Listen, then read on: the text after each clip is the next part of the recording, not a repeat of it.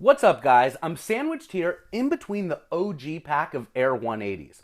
These shoes were released just last weekend, but no one really cared because the Dorenbecker collection came out and everyone was all over those. Me, of course, I was just as excited about these Air 180s. And remember, the Air 180 is my dad's all-time favorite running shoe. He ran his fastest marathon in a pair of ultramarine Air 180s way back in 1992. His time was 3 hours and 5 minutes.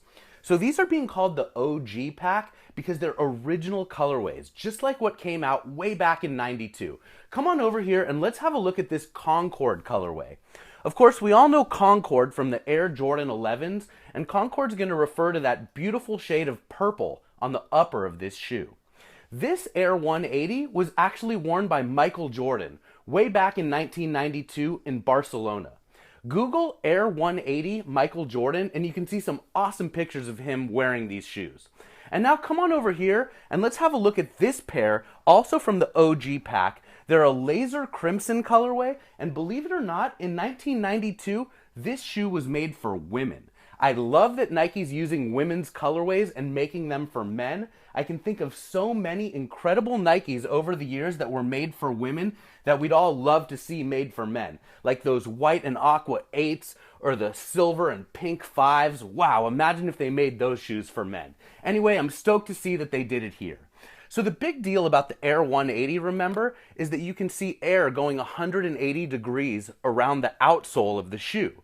I told the Nike executives when they visited me they need to do a better job of telling the history and heritage of their shoes.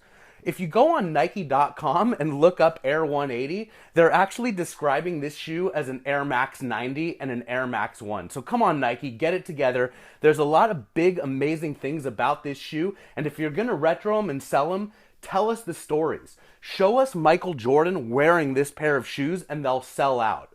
There's also an amazing video on YouTube of Nelson Ferris talking about the history of the Air 180.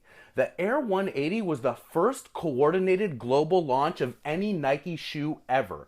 Go on YouTube, search for Nelson Ferris Air 180, and see for yourself the amazing story of how these shoes were launched way back in 1992. Come on over here, I want to go over some of the other colorways of the Air 180. Until recently, they really haven't retroed that many different editions.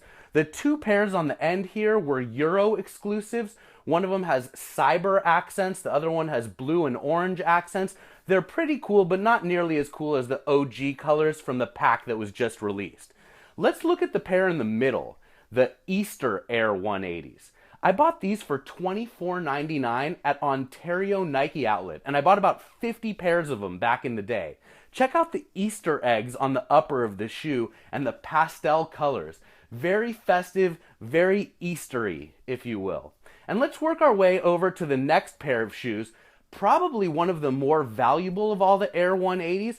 This is known as the Opium Edition. And I don't know why they call it opium, because I think opium is like a black sticky tar, and I guess there's some black on this shoe, but it's not anything like opium.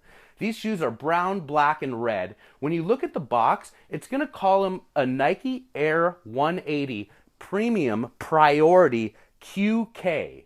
At the time, QK stood for Quick Strike, but Nike's since changed that to QS. I don't know what premium means. I don't know what priority means. I believe these were a Foot Patrol exclusive in 2005. They're known as the Opiums. I probably should have had them in the smoking section at the ShoeZeum, but instead they were with all of the rest of the Air 180s. And now let's have a look at the last pair on the rack. This is the black, metallic silver, and pimento colorway. There's a pair of Air Max 95s and Air Max 97s in the exact same color. Pimento refers to the shade of red, and it's actually the pit on the inside of an olive. So if you ever see a colorway that says pimento on the box, it refers to the red pit inside of an olive. Anyway, I absolutely love these Air 180s. I'd love to see Nike retro a whole bunch more of them. A few years back in 2010, they actually made this pair of Lunar 180s. It's a size exclusive, and I really like them. They've got this beautiful speckled midsole, a real cool mesh upper on here, and again, they're going to have a Lunar midsole. So it's a hybrid of an Air 180 from 92 with Lunar technology, which came about in 2008. These are amazing. All of these other 180s are awesome, and I look forward to seeing what other Air 180s Nike's going to release for us.